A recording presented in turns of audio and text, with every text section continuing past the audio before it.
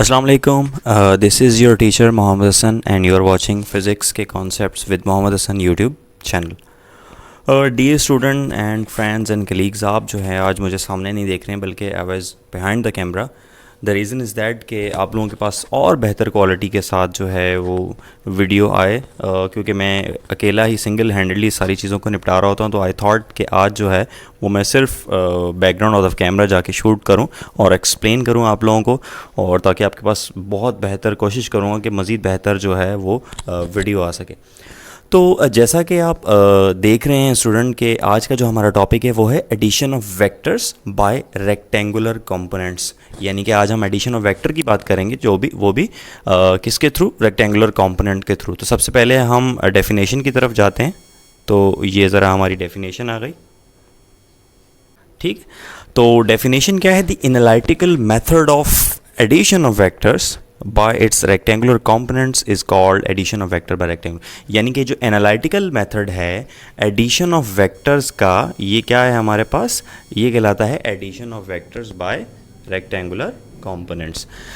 अब बच्चों, rectangular components होते क्या हैं? जैसा कि आप सामने देख रहे हैं स्क्रीन के ऊपर राइट साइड पे आपको एक वेक्टर नज़र आ रहा है, वेक्टर ए और वेक्टर बी।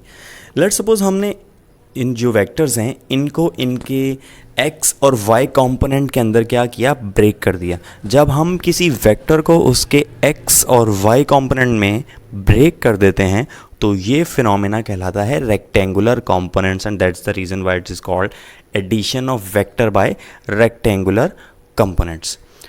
ठीक है बच्चों, अब आप देख रहे हैं आपके सामने राइट साइड पे दो डायग्राम्स हैं। अगर आप देखें यहाँ पर तो एक हमारे पास ये है and the second one is B. तो उसमें हमारे पास क्या है? एक में वेक्टर ए दिया हुआ है, ठीक है, एक्स एक्सिस के साथ, और दूसरा हमारे पास वेक्टर बी है, और चूँकि वो एंगल बना रहा है थीटा बी, और एंगल जो वेक्टर ए है वो थीटा ए के साथ रिस्पेक्टिवली। अब हम करेंगे क्या यहाँ पे? अच्छा, एक और चीज़ जो मैं यहाँ पे ऐड करना चाहता हूँ addition of vector by rectangular components में, वो ये है कि एडिशन ऑफ वेक्टर जो है, ये जो एनालिटिकल मेथड है, ये ज़्यादा मैथमेटिकल मेथड है। इसी वजह से आपके जहन में आ रहा होगा कि सर एडिशन ऑफ वेक्टर तो कर रहे हैं, उसमें दो वेक्टर्स को जो है वो ग्राफिकली कह लें या हेड टू टेल रूल के, तो लेकिन फिर भी उसके बावजूद इससे रेक्टेंगुलर कंपोनेंट्स के, तो इसमें रीज़न ये है कि रेक्टेंगुलर कंपोनेंट्स चूँकि एक मैथमेटिकल मेथड है तो ज़्यादा एक्यूरेटली इसमें मैग्नीट्यूड एंड डायरेक्शन हम फाइंड कर पाते हैं। तो यही रीज़न है कि addition of vector by rectangular components जो है बड़ा ट्रस्टेड आपके पास जो है वो मेथड है। तो जिस तरह आपके सामने दो वेक्टर्स हैं, वेक्टर ए और वेक्टर बी, हमने क्या किया? इन वेक्टर्स ए को, ये हमारे पास वेक्टर ए है, ठीक है, और ये वेक्टर बी है, हमने इसे हेड टू टेल रूल के जरिए ऐड कर दिया। ठीक है बच्चों, अब हमने क्या किया? यहाँ पर वेक्टर वाई एक्सिस के साथ, ये जो ब्लू लाइन आप देख रहे हैं, इसके साथ हमने एक पैरेलल लाइन खींची जो कि हमारे पास क्या है? वाई एक्सिस की, यानी कि ये ए वाई हो गया, और ये हमारे पास ए एक्स है, यानी कि एक्स एक्सिस के ऊपर है तो इसका एक्स कंपोनेंट है, इसका वाई कंपोनेंट। यहाँ से हमने फिर इसे हेड टू टेल रूल के जरिए जोड़ा और क्या किया? सेम y के साथ इधर भी जो है हमने y कंपोनेंट लिया, तो ये वेक्टर b का था तो ये बी वाई हो जाएगा। इस तरीके से ये जो पोर्शन है हमारे पास बी एक्स हो जाएगा, तो ये बी एक्स है हमारे पास। ठीक है बच्चों, और क्या किया? इसकी टेल से इसके हेड तक, यानी हेड से हेड और टेल से हमने क्या कर दिया? एक रेक्टेंगल नहीं बल्कि रिजल्टेंट वेक्टर जो है ड्रॉ कर दिया, ताकि इसका जो है टोटल नेट रिजल्ट हमें मिल सके। तो अब हम यहाँ पे नेक्स्ट जो यहाँ पे फाइंड करेंगे वो इसकी मैथमेटिकल इक्वेशंस फाइंड करेंगे, इंडिविजुअली एक्स कंपोनेंट दोनों वेक्टर्स के और वाई कंपोनेंट दोनों वेक्टर्स के, और फिर कंबाइनली इनका रिजल्टेंट और प्लस इनका resultant magnitude and as well as their direction, और इनकी डायरेक्शन भी हम फाइंड करेंगे। जी स्टूडेंट्स, जैसा कि आप देख रहे हैं मैंने यहाँ पे जो है वो रेक्टेंगुलर कंपोनेंट की जो है वो डेफिनेशन भी बता दी है कि the X and Y component of a vector is called rectangular component. कि एक्स और वाई कंपोनेंट जिस तरह आप देख रहे हैं यहाँ पर ये बने हुए हैं, ये क्या कहलाते हैं? Rectangular component. अच्छा, यहाँ पे मैंने एक इक्वेशन भी लिखी है students, resultant R is equal to A plus B, यानी कि रिजल्टेंट वेक्टर आप कैसे निकालेंगे? दोनों वेक्टर्स को ऐड करके। अब चलते हैं इन वेक्टर्स की इक्वेशन बनाएं ताकि इंडिविजुअली और दोनों कंपोनेंट्स की जो है इक्वेशंस ड्रॉ कर सकें। तो सबसे पहले आप देखें R X is equal to A X plus B X, यानी कि मैंने क्या किया है? एक्स कंपोनेंट लिया है वेक्टर ए का, और वेक्टर बी का जो यहाँ पे एक्स कंपोनेंट लिखा नहीं है, आप कंसिडरेबल है, तो ये दोनों वेक्टर कंपोनेंट्स को हमने ऐड किया और इसका रिजल्टेंट लगा लिया, या आप ऐसे भी लिख सकते हैं कि साथ में यूनिट वेक्टर लगा दें, R X I is equal to B X I. यहाँ पर भी आई लगने की क्या वजह है, दोनों के एक्स कॉम्पोनेंट है और एक्स कॉम्पोनेंट पे हमेशा यूनिट वेक्टर आई ही यूज़ किया जाता है। तो अगर इसका मैग्नीट्यूड निकालेंगे तो आपको ये सामने इक्वेशन आ जाएगी, R X is equal to A X plus B X. ये हमारे पास क्या आ गई, एक्स कॉम्पोनेंट की इक्वेशन। सिमिलरली ऐसे ही हम जो है वो वाई कॉम्पोनेंट की इक्वेशन भी निकाल सकते हैं, just following this same steps. और ये आ गई हमारे पास R Y is equal to A Y plus B Y. ये हमारे पास हो गई इंडिविजुअली कॉम्पोनेंट्स एक्स और वाई कॉम्पोनेंट। अब हम also by rectangular component X और वाई दोनों को कंबाइन करके लिखेंगे और टोटल नेट रिजल्टेंट देखेंगे हम।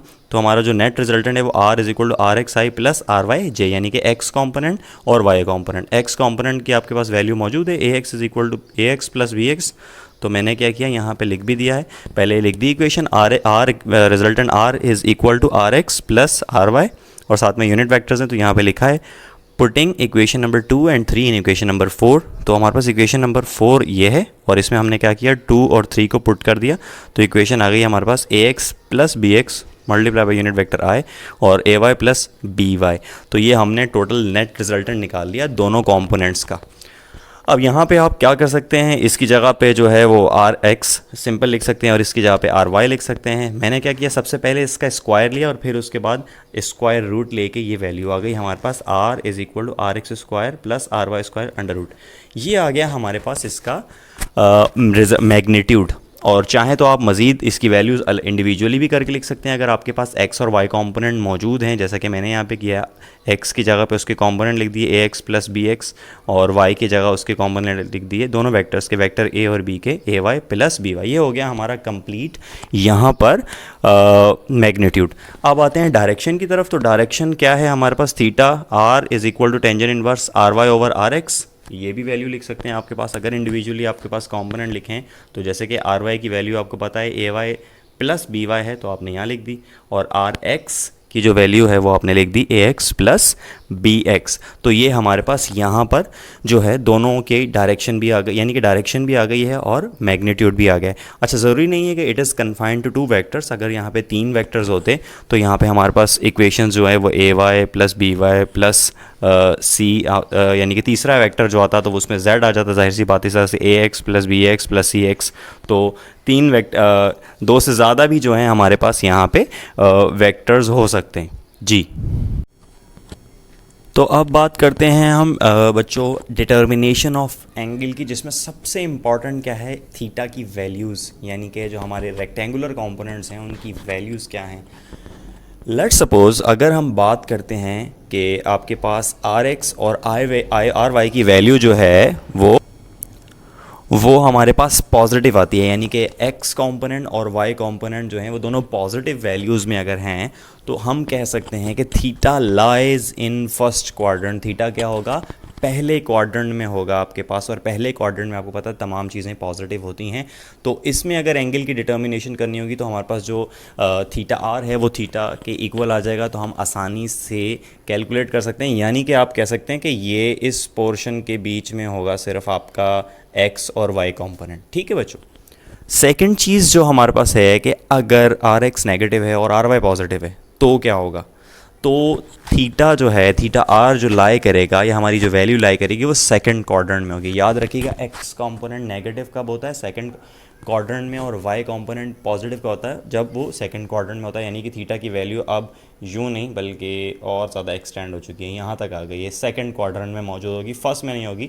ये फर्स्ट है 90 डिग्री और ये आ गया हमारा ग्रेटर देन 90 डिग्री, यानी कि थीटा 90 से ज़्यादा होगा तो जो हमारे पास वैल्यू है, और लेस देन 180 होगा तो क्या हो जाएगा हमारे पास सेकंड क्वाड्रेंट में वैल्यू लाई करेगी, और उसमें एक कंपोनेंट नेगेटिव यानी कि एक्स नेगेटिव और वाई क्या होगा, पॉजिटिव। और अगर थीटा की वैल्यू लेस देन 90 है तो इसका मतलब वो फर्स्ट क्वाड्रेंट में होगा और उसकी दोनों वैल्यूज़ जो हैं वो पॉजिटिव होंगी। अब इसमें बात करते हैं कि थीटा आर कैसे निकाला जाएगा। तो 180 में से आप थीटा माइनस कर दें तो आपको आसानी से उसमें एंगल की डिटर्मिनेशन हो जाएगी जी बच्चों। तो अब बात करते हैं अगर इससे पहले हम दो क्वाड्रेंट्स की बात कर चुके हैं। अब अगर आर एक्स और आर वाई दोनों जो हैं वो नेगेटिव हैं, let's suppose the value of R X and R Y both are negative, it means what, it means जो एंगल है अब हमारा वो, या हमारा जो क्वाड्रेंट है वो थर्ड है, और एंगल क्या होगा हमारा ग्रेटर देन 180, यानी कि देखें ना, अब यहाँ पर था हमारे पास पहले 90, ठीक है बच्चों, इस तरह से 90 प्लस यानी कि लेस देन 180, और अब यहाँ चला गया यानी कि इस तरीके से, तो ग्रेटर देन 180 चला गया है और लेस देन 270 है, तो इसका मतलब ये अब थर्ड क्वाड्रेंट में है, और थर्ड क्वाड्रेंट में हमारे दोनों कंपोनेंट्स क्या हैं, नेगेटिव होते हैं, जैसा कि आप देख रहे हैं। तो यहाँ पे हम थीटा आर की वैल्यू कैसे निकालेंगे, हम 180 प्लस थीटा कर देंगे, ठीक है बच्चों। अब बात करते हैं हम अपने, यानी कि पूरा सर्किल लगा के यहाँ से 90 से 180, 180 से 270, अब 270 से वापस हम फोर्थ क्वाड्रेंट में आ चुके हैं। तो फोर्थ क्वाड्रेंट में क्या होगा, हमारे पास आर एक्स पॉजिटिव होता है और आर वाई नेगेटिव होता है यहाँ पे, तो इट मीन्स ये वैल्यू जो है ग्रेटर देन 270 और लेस देन 360 या अप टू 360 तक होगी, तो ये फोर्थ क्वाड्रेंट के अंदर जो है हमारे पास लाई करेगा। और यहाँ पे थीटा आर की वैल्यू कैसे निकाल सकते हैं हम, 360 माइनस थीटा करके, जैसा कि आप देख भी रहे हैं, और यहाँ पे इसकी डिटेल्ड पिक्चर क्लियरली भी देख सकते हैं। तो आई होप आपको आज का लेक्चर पसंद आया होगा, और आप ये अगर तरीका आप लोगों को अच्छा लगता है कि मैं बिहाइंड द कैमरा शूट करके आपको एक्सप्लेन करूँ, तो भी मुझे कमेंट्स में काइंडली बताइएगा। और अगर आप कहते हैं कि मैं दोबारा से अपना जो है इन फ्रंट ऑफ कैमरा आके बताऊं, तो भी मुझे बताइएगा। और kindly I request you all के जितना ज़्यादा से ज़्यादा हो सके इसे शेयर करें और सब्सक्राइब करें मेरे चैनल को, फिज़िक्स के concepts with Mohammad Hasan YouTube channel. Thank you and अल्लाह हाफिज़।